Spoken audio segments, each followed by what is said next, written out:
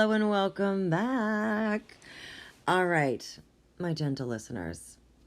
Is it normal to not think about sex? That is what we're getting into today. Welcome back to my regular listeners and welcome in general to my newbies. I'm really pumped you're here. So, I want to talk about one of the most common fears that people quietly carry. Not the fear of wanting sex too much. The fear of not thinking about it enough, because then, you end up wondering to yourself, okay, well, why don't I think about sex like other people seem to? Why am I never the one initiating? Why do I love my partner or partners but rarely crave sex? What's wrong with me? And honestly, I think a lot of people are walking around feeling freaking broken over something that's incredibly normal. And, because somewhere along the way, many of us absorb this belief that healthy people should regularly think about sex, that desire should show up spontaneously, right? Out of the blue, ooh, I'm horny.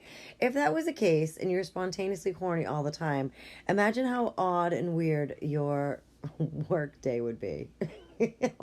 Trying to have a meeting with clients and wham, bam, I'm soaked, or wham, bam, I got a boner. That we should all have this little erotic radio station playing in the background all day long. And then, if we don't, well, maybe we're broken. Maybe we fell out of love. Maybe we have low libido. But, what if none of that is even true? So, let's talk about the myth of constant desire, okay? I blame Hollywood for most of this here.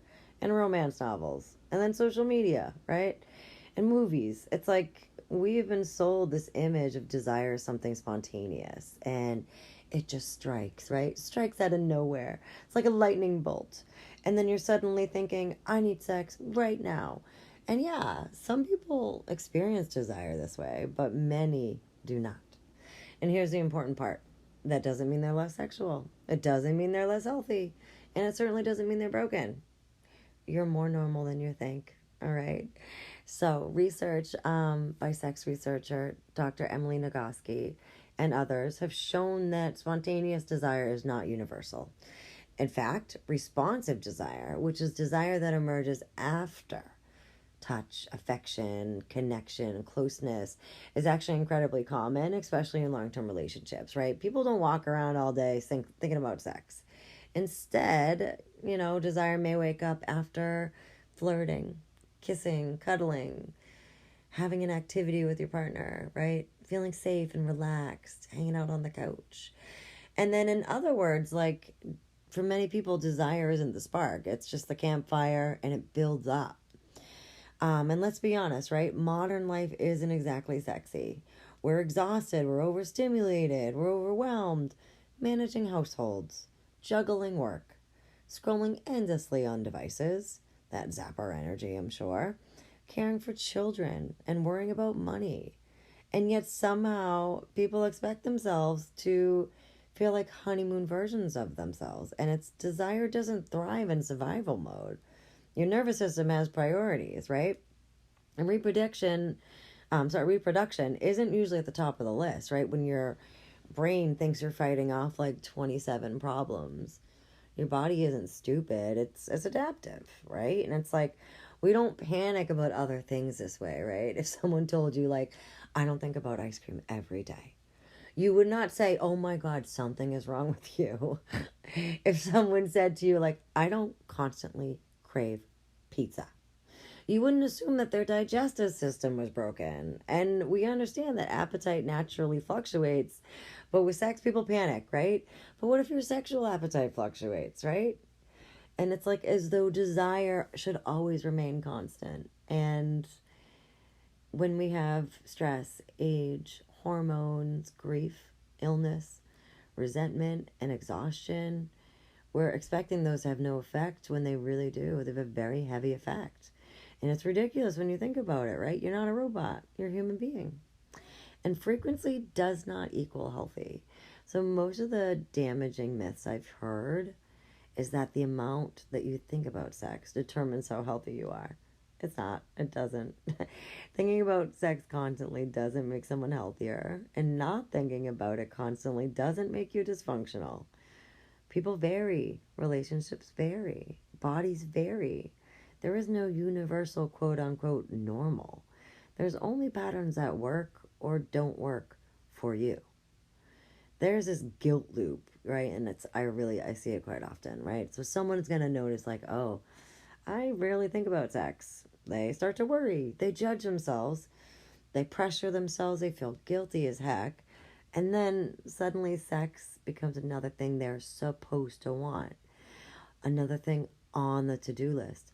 Another obligation.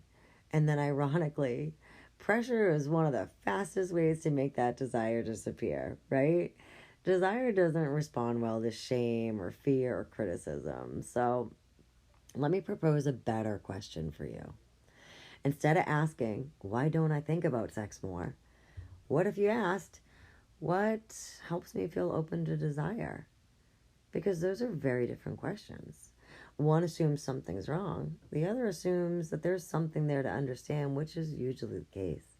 Curiosity almost always gets us further than criticism. And I want you to realize, too, that, you're not a better person because you think about sex a lot. Like, desire isn't like a moral obligation. It doesn't mean you're a worse person because you don't. It's like desire is not a measure of your love, of your worth, of your femininity, or your relationship. It's simply one part of being a human. And like everything else that's human, it changes. So if you're ever wondered, okay, why don't I think about sex like everyone else? I really hope you remember this.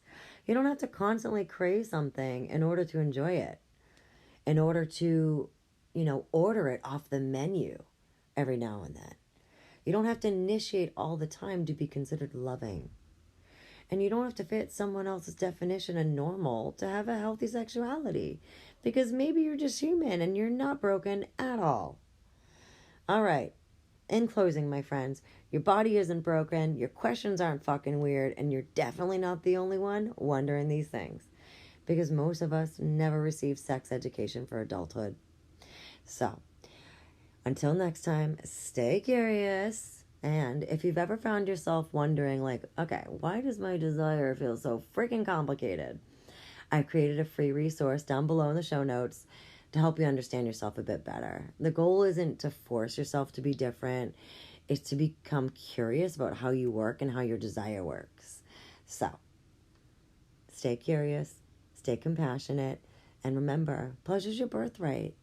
And if this episode did anything for you, give it a like, give it a rate, sub for more. I would love to be back here with you. And until next time, my friends, be well. Be so, so well.